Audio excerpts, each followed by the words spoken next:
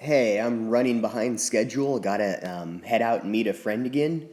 So I'm gonna make this video real quick. I just want to talk a little bit about sleep because I've struggled with insomnia my whole life.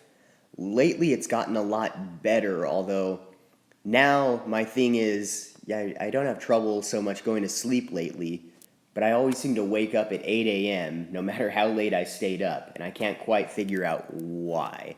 So I'll update you when I figured that out. But I want to just talk about a few things I've done that have helped me sleep way better, and that I think, most people, even if they don't have insomnia to the extent that I do, would benefit from. And the biggest part of that is managing the amount of light that you're getting, because of course, when it's bright around you, your body uses that light as a cue that it's daytime and you need to stay awake.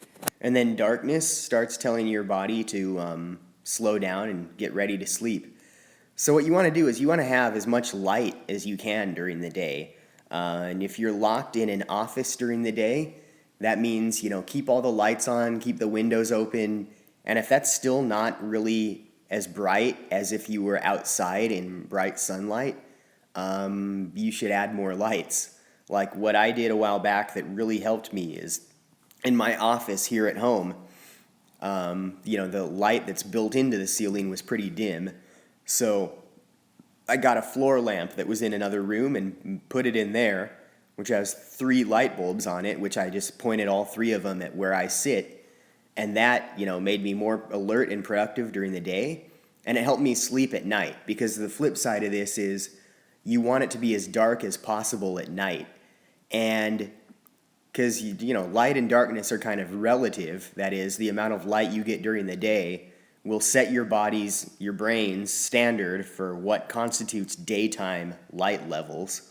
So the brighter that is, the darker any amount of light at night will be by contrast. So the flip side of this, the two sides of this are more light during the day, less at night. So for the nighttime side of that, top priority, block all the light out of your bedroom. That means get blackout curtains in the bedroom, do whatever you can to block light from coming in the windows, and make sure that you don't have light being emitted somehow in your bedroom. So if you have any devices in there that are, that have little lights on them, you need to either unplug them, move them to another room. Like, I know my laptop has a little light on it when it's charging, so I don't charge it in my bedroom. Or cover the light up. Like, I have a floor fan in my bedroom that has a blue light on it whenever it's turned on, which is really dumb, but I just put a black t-shirt over that light so it's blocked.